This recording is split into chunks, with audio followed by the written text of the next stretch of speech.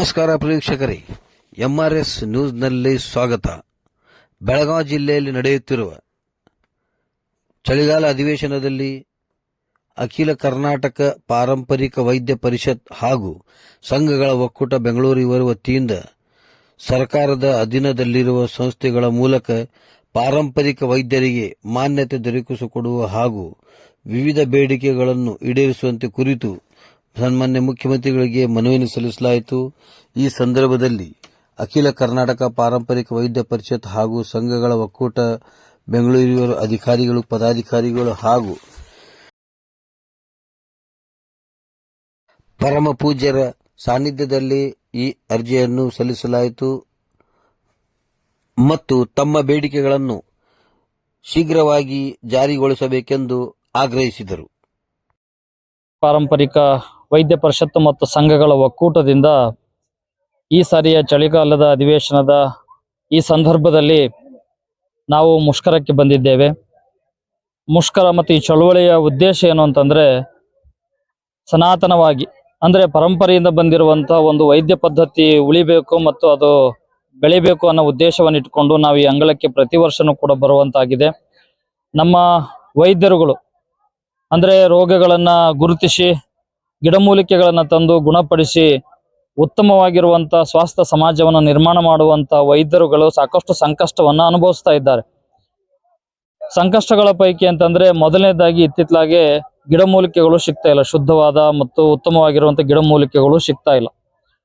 ಜೊತೆಗೆ ಅವರಿಗೆ ಉತ್ತಮವಾಗಿರುವಂಥ ಮನ್ನಣೆ, ಗೌರವಗಳು ಸಿಗ್ತಾ ಇಲ್ಲ. ಮತ್ತು ಪದ್ಧತಿಯನ್ನು ನಿರ್ವಹಿಸ್ಕೊಂಡು ಹೋಗಲಿಕ್ಕೆ ಮಾನ್ಯತೆ ಇಲ್ಲದೆ ಇರೋ ಕಾರಣವಾಗಿ ಬೇರೆ ಬೇರೆ ಇಲಾಖೆಗಳು ಬೇರೆ ರೀತಿಯ ಸಮಸ್ಯೆಗಳನ್ನು ಉಂಟು ಮಾಡುತ್ತಿದ್ದು, ಈ ಎಲ್ಲ ಸಮಸ್ಯೆಗಳಿಗೆ ಪರಿಹಾರವನ್ನು ಸರ್ಕಾರ ಒದಗಿಸಿಕೊಡ್ಬೇಕು ಅನ್ನುವಂಥ ಉದ್ದೇಶವನ್ನು ಇಟ್ಟುಕೊಂಡು ನಾವು ಈ ಮುಷ್ಕರಕ್ಕೆ ಬಂದಿದ್ದೇವೆ.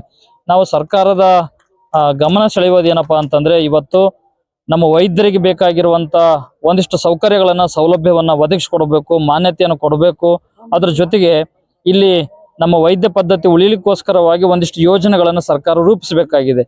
ಏನಪ್ಪಾ ಅಂದ್ರೆ, ಸರ್ಕಾರದ ಅಲ್ಲಲ್ಲಿ ಜಮೀನುಗಳಿಗೆ ನಮ್ಮ ಗಿಡಮೂಲಿಕೆಗಳ ಸಸ್ಯಗಳನ್ನ ನಾಟಿ ಮಾಡಲಿಕ್ಕೆ, ಅವುಗಳನ್ನು ಬೆಳೆಸಲಿಕ್ಕೆ ಅವಕಾಶವನ್ನು ಮಾಡಿಕೊಡಬೇಕು. ಮತ್ತು ಹಳ್ಳಿಗಳಲ್ಲಿ ವೈದ್ಯ ಭವನವನ್ನ ನಿರ್ಮಾಣ ಮಾಡಿಕೊಡಬೇಕು. ನಮ್ಮ ವೈದ್ಯರಿಗೆ ಗೌರವ ಸಿಗುವಂತ ರೀತಿಯಲ್ಲಿ ಪ್ರಶಸ್ತಿಗಳನ್ನ ರಾಜ್ಯ ಮತ್ತು ಜಿಲ್ಲಾ, ತಾಲೂಕು ಮಟ್ಟದಲ್ಲಿ ಪ್ರಶಸ್ತಿಗಳನ್ನು ಕೊಡೋದ್ರ ಮೂಲಕ ಅವರಿಗೆ ಗೌರವವನ್ನ, ಮನ್ನಣೆಯನ್ನು ಕೊಡಬೇಕು. ಅದ್ರ ಜೊತೆಗೆ ಒಂದು ನಮ್ಮ ವೈದ್ಯರ ಬೆಳವಣಿಗೆಗೋಸ್ಕರವಾಗಿ, ಅಭಿವೃದ್ಧಿಗೋಸ್ಕರವಾಗಿ ಒಂದು ನಿಗಮವನ್ನ ಸರ್ಕಾರ ರಚನೆ ಮಾಡಿ ಅದಕ್ಕೆ ಸೂಕ್ತವಾಗಿರುವಂತ ಹಣಕಾಸಿನ ವ್ಯವಸ್ಥೆಯನ್ನು ಮಾಡಿ ವೈದ್ಯರ ಉಳಿವಿಗೆ, ಬೆಳವಿಗೆ ಸಹಕರಿಸಬೇಕು ಅನ್ನುವಂಥ ಹೋರಾಟವನ್ನು ಇಟ್ಕೊಂಡು ನಾವು ಹೋರಾಟವನ್ನು ಮಾಡ್ತಾ ಇದ್ದೇವೆ. ಈಗ ಪ್ರತಿ ವರ್ಷದಂತೆ ಈ ವರ್ಷವೂ ಕೂಡ ಬಂದಿದ್ದೇವೆ. ಇದು ನಮಗೆ ವಾಡಿಕೆಯಾಗಿ ಹೋಗಿಬಿಟ್ಟಿದೆ. ಆದರೆ ಇದು ಮುಂದೆ ಹೀಗೆ ಹೋಗಬಾರ್ದು. ಇದಕ್ಕೆ ಪರಿಹಾರವನ್ನ ಸರ್ಕಾರ ಕೊಡಬೇಕು ಅಂತ ನಾನು ಈ ಮೂಲಕವಾಗಿ ಸರ್ಕಾರಕ್ಕೆ ಒತ್ತಾಯಿಸ್ತೇನೆ. ಮುಖ್ಯಮಂತ್ರಿಯವರು ಕೂಡ ಗ್ರಾಮೀಣ ಪ್ರದೇಶದಿಂದ ಬಂದಂಥವ್ರು, ಸಿದ್ದರಾಮಯ್ಯನವರು. ಮತ್ತೆ ಸರ್ಕಾರದ ಬಹಳ ಜನ ಸಚಿವರು ಕೂಡ ಗ್ರಾಮೀಣ ಪ್ರದೇಶದಿಂದ ಬಂದಿರೋರಾಗಿರೋದ್ರಿಂದ ನಮ್ಮ ಪಾರಂಪರಿಕ ವೈದ್ಯ ಪದ್ಧತಿ ಅವರಿಗೆ ಚಿರಪರಿಚಯವಾಗಿರುವಂತ ಸಂಗತಿನೇ. ಇಂಥ ಪದ್ಧತಿಯನ್ನು ಉಳಿಸ್ಲಿಕ್ಕೆ ಅವರೆಲ್ಲರೂ ಮುನ್ನೆಲೆಯಲ್ಲಿ ನಿಂತು ಒಂದಿಷ್ಟು ಅವಕಾಶವನ್ನು ಮಾಡಿಕೊಡಬೇಕು ಅಂತ ಹೇಳಿ ನಾನು ಮುಖ್ಯಮಂತ್ರಿಗಳ ಆದಿಯಾಗಿ ಎಲ್ಲಾ ಸಚಿವರಿಗೆ ನಾನು ಪ್ರಾರ್ಥನೆಯನ್ನ ಮಾಡ್ತೇನೆ. ಮತ್ತು ನಮ್ಮೆಲ್ಲ ವೈದ್ಯರ ಪರವಾಗಿ ಒಕ್ಕೂರ್ಲಿನ ಒಂದು ಕೂಗು ಏನಪ್ಪಾ ಅಂತಂದ್ರೆ, ಆದಷ್ಟು ಬೇಗ ಇದಕ್ಕೆ ಶೀಘ್ರ ಪರಿಹಾರವನ್ನು ಒದಗಿಸಿಕೊಡ್ಬೇಕು ಅಂತ ನಾನು ಆಗ್ರಹವನ್ನ ಮಾಡ್ತೇನೆ.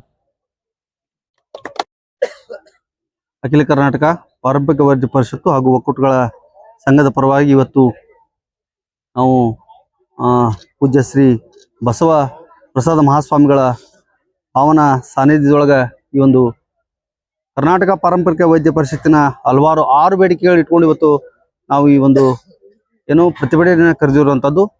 ಈ ಪ್ರತಿಭಟನೆಗೆ ಸರ್ಕಾರ ನಮಗೆ ಸರಿಯಾದ ಸೂಕ್ತವಾದ ಪರಿಹಾರವನ್ನು ನೀಡುತ್ತೆ ಅನ್ನುವಂಥ ಭರವಸೆ ಇಟ್ಕೊಂಡು ನಾವು ಪೂಜ್ಯರಾಗಲೇ ಹೇಳಿದಾಗೆ ಕಳೆದ 30 ವರ್ಷಗಳ ಬೇಡಿಕೆ ಪಾರಂಪರಿಕ ವೈದ್ಯರದಿದೆ. ಅದರಲ್ಲಿ ಮುಖ್ಯವಾಗಿ ನಮ್ಮ ಗದಗ ಜಿಲ್ಲೆ ಅಂತಂದ್ರೆ ಒಂದು ಕಪ್ಪತ್ತಗುಡ್ಡ, ಅಲ್ಲಿ 70 ಗಿರಿಗಿಂತ 70 ಗಿರಿ ಮೇಲೂ ಅನ್ನೋ ಹಾಗೆ ಅಲ್ಲಿ ಔಷಧಿ ಸಸ್ಯ ಇರುವಂತ ದೊಡ್ಡ ಸಂಪತ್ತು ನಮ್ಮಲ್ಲಿ ಇರುವಂತದ್ದು ಗದಗ ಜಿಲ್ಲೆಯಲ್ಲಿ. ಆ ಒಂದು ಆಶ್ರಮದ ಮಾತುಶ್ರೀರು ಕೂಡ, ನಮ್ಮ ಓಂಕಾರೇಶ್ವರು ಕೂಡ ನಮ್ಮ ಜೊತೆಗೆ ಬಂದಿದ್ದಾರೆ. ಒಟ್ಟಾರೆ ನಮ್ಮ ಉದ್ದೇಶ ಇಡೀ ಕರ್ನಾಟಕ ಏನು ಪಾರಂಪರಿಕ ವೈದ್ಯರ ಬೇಡಿಕೆ ಏನಿದೆ ಅದು ಈಡೇರಬೇಕು. ಮತ್ತೆ ಸಸ್ಯ ಕಾಶಿ ಇಲ್ಲಿ ಇಡೀ ಕರ್ನಾಟಕವೇ ಆಗಬೇಕು. ಈ ಸಸ್ಯ ಕಾಶಿಯನ್ನು ಉಳಿಸುವಂತ ಕೆಲಸ ಸರ್ಕಾರ ಮುಂದಿನ ದಿನಮಾನದೊಳಗೆ ಅದಕ್ಕೆ ಸಹಕಾರ ನೀಡಬೇಕಂತೇಳಿ ನಾನು ಈ ಮೂಲಕ ಗದಗ ಜಿಲ್ಲೆಯಿಂದ, ಗದಗ ತಾಲೂಕಿನ ಪಾರಂಪರಿಕ ವೈದ್ಯ ಪರಿಷತ್ತಿನ ಅಧ್ಯಕ್ಷನಾಗಿ ಪ್ರಕಾಶ್ ಮದ್ದೀನ್ ತಮ್ಮಲ್ಲಿ ಸರ್ಕಾರಕ್ಕೆ ನಾನು ಮನವಿ ಮಾಡ್ಕೊತಾ ಇದ್ದೀನಿ. ಧನ್ಯವಾದಗಳು.